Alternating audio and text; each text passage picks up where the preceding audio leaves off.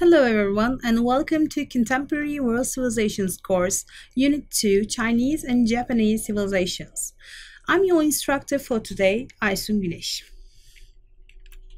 After completing this chapter, you'll be able to recount the origin of Chinese and Japanese civilizations within the broad context of historical events, demonstrate how Buddhism impacted the Chinese and Japanese civilizations and how Shinto influenced the Japanese civilization, interpret the dynamics of Chinese versus Japanese societies in the pursuit of a balanced life, apply knowledge of Chinese and Japanese culture to comprehend their impact on their civilizations, and summarize how the infrastructure of the Chinese and Japanese civilizations contribute to the development of their own and the world civilizations.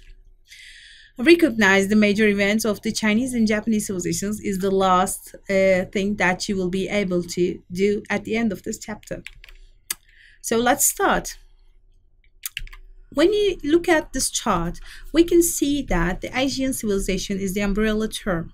And under this one, Chinese civilization, Hindu civilization, and Eastern civilization are the civilizations that ruled the Asian civilization. And under Chinese civilization, we can see two civilizations. And the first one is Buddhist civilization, and the next one is Japanese civilization.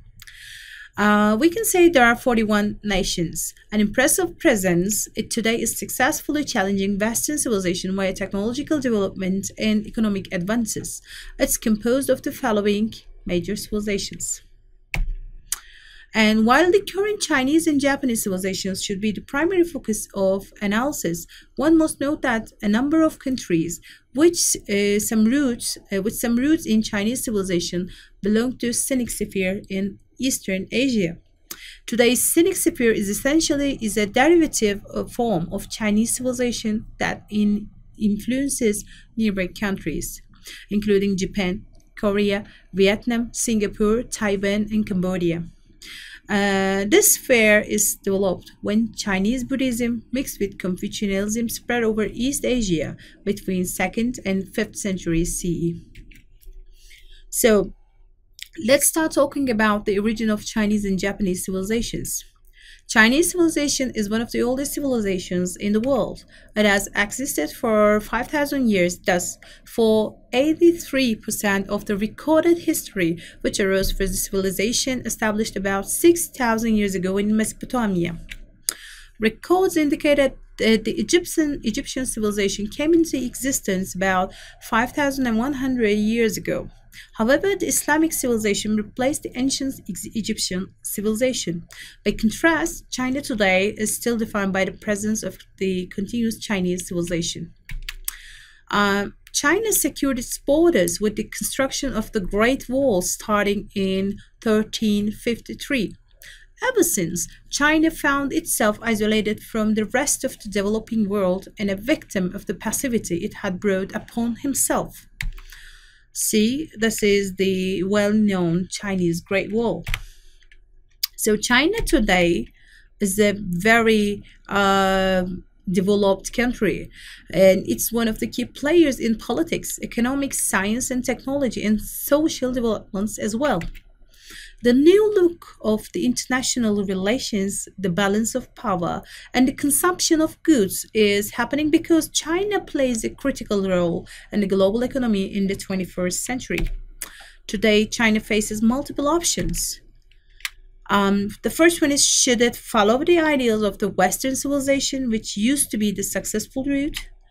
Or should it analyze what has been wrong with the Western civilization to avoid future mistakes? As it comes to Japanese civilization, we can say the primary influences of Japan's early culture were Mongolian. From about 250 BCE to 300 CE, a culture migrating from Asia and known as Yayoi prevailed, introducing rice farming, iron and bronze technology, and weaving. Yayoi society was matriarchal, with women having significant spots as priestesses or shamans. Later in Japanese history, women were reduced to a more subservient role in society, unlike they had in Yayoi society. And when we say Japan, of course, everyone remembers the bad event of, the atomic bombs. And Japanese imperial policy aimed to dominate China to obtain its enormous material and natural assets. In the early 1930s, there were numerous small-scale military incidents between the two countries. These incidents peaked into a full-scale war in 1937. The United States joined in that on December 8th, 1941, following the surprise attack on Pearl Harbor on Oahu, Hawaii, by the Japanese Air Force the day before. In 1945, atomic bombs were thrown on two Japanese cities, Hiroshima and Nagasaki, and Japan surrendered soon afterward on August 14th, 1945. These are the bombs that hit the cities of Nagasaki and Hiroshima. After the atomic bombs, Japan surrendered. The Allied forces occupied the island country, marking the first time in nation's history that a foreign power had held it. The American-led occupation ended in 1951. Japan's government shifted from imperial and military rule to a parliamentary democracy and became westernized, with an eventually booming economy and social peace. The religion of both the Chinese and Japanese civilizations, it's a very important issue because it plays an important role in forming both of these civilizations. In China, Buddhism was imported from India. It offers the prospect of salvation and grants an opportunity of entering the eternal joyful realm. They say it means the reaching to nirvana. You see? And perhaps most members of the upper class tend to practice or adhere to the tenets of Confucianism. Some educated men, philosophers might keep a strong tie with Taoism. Many uneducated people just follow all the religions. In Japan, most Japanese people receive rites of the Shinto as the natural religion, and others practice Buddhism, and some accept Christianity or other faiths. A person may be present a local commemoration at a Shinto shrine, a wedding ceremony at a Christian church, and a tableau at a Buddhist temple. That's a very welcoming understanding of people about religion, right? And many Japanese customs, such as using a wooden chopstick and getting rid of shoes before coming into a building, have their source in Shinto principles and practices. So let's talk about this Shinto. The emperor's duties were mostly concerning Shinto, a uniquely Japanese religion that was evolving at the Yayoi period. Shinto, which reflects the way of the gods and is still common in Japan, emphasized the role of the forces of nature which affect Japan so profoundly. As you know, there are a lot of earthquakes in Japan. Still, they have those earthquakes or tsunamis or so forth. Shinto mostly focuses on ritual purification to remove any impurity caused by contact with physical dirtiness, sex, childbirth, wounds, and death.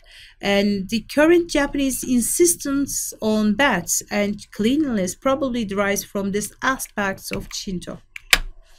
And the most famous Shinto shrine at Ise is consecrated to the sun goddess, helping to reinforce the loyalty to the imperial family associated with that deity. Can you see the beauty of this Shinto shrine? This is the Ise or Ise shrine. It's the most well-known one in Japan. We talked about China in the past, so let's talk about China today in the 21st century. China, with about 1.4 billion people as of May 2011, is the most crowded nation in the world. Family planning has been a core state policy since 1978. And China is a multiracial state consisting of 56 ethnic groups. The most populous one is the Han. The Chinese are entrepreneurial, productive, hardworking, peace-loving, creative, and energetic people. Many of them are friendly, old-fashioned, modest, and in general easy to approach. There is a complex system in China, one characterized by kinship and clan. A Chinese clan is a patrilineal or patrilocal group of linked Chinese individuals. A married woman, for example, is a part of her husband's clan. Chinese education in the 21st century, we can say that Chinese youth between 15 and 24 years have a 99% literacy rate. That's a very big one. A good one. Chinese children typically start their formal education at the age of 2. Chinese students must get a 9-year of schooling. To increase the literacy rate, they use a simplified version of Chinese. With fewer strokes, they make it more simple to understand and write as well. And China has over 2,000 universities. China is creating its own version of Ivy League. And let's talk about the other things in China in the 21st century, like the government. It has several organs like National People Congress, State Council, etc. China, like the old Soviet Union, will not seek overseas physical presence, since China knows her weaknesses. However, it certainly would like to win local wars, perhaps under the guise of newly significant cyber wars, which are cheaper to conduct than conventional ones. China's socialist market economy is the world's second largest economy by nominal GDP after the United States. Today, the Chinese have a relatively good standard of living in the cities where about 800 million people live, with meaningfully enhanced facilities for housing and education. Chinese society has become more open, accommodating to technology challenges, and ended up being self-sustained in these new times of the globalization and the quest for sustainability of the world civilization. So let's talk about Japan society in the 21st century. The Japanese language has a 3-component writing system, applying hiragana, katakana, and kanji. And kanji is derived from the Chinese, traditional Chinese writing.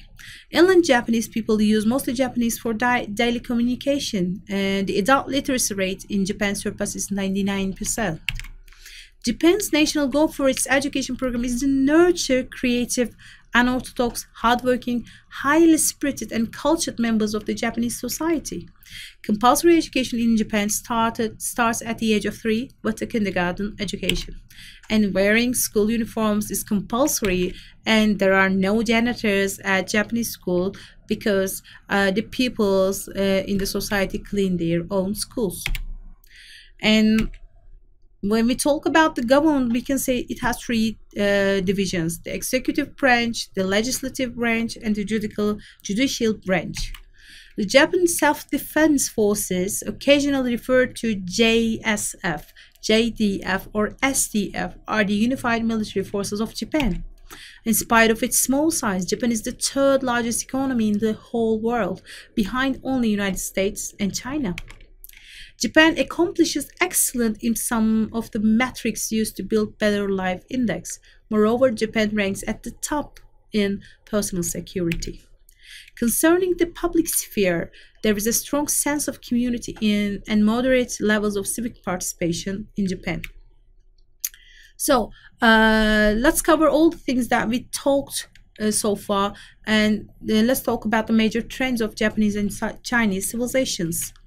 The rapid development of science and technology and also education is impressive in the 21st century, as far as the Far East civilization is catching up with the Western civilization. The Far East civilization is developing the mass production of consumer and industrial goods for the world market successfully. Chinese civilization is modernizing while refusing to westernize, but there is one large exception: the younger generation. The Japanese civilization is now almost fully modernized. It has westernized, but suffers from the growing number of older adults who need support. The Chinese civilization supports the development of globalization wave since it wants to be the world's factory, the country which is ready to make goods for all the world. The Japanese civilization is saturated with people and goods and therefore is in the search for the right total. It looks for a strategy on how to develop and sustain its civilization in the future. Thank you for joining us here.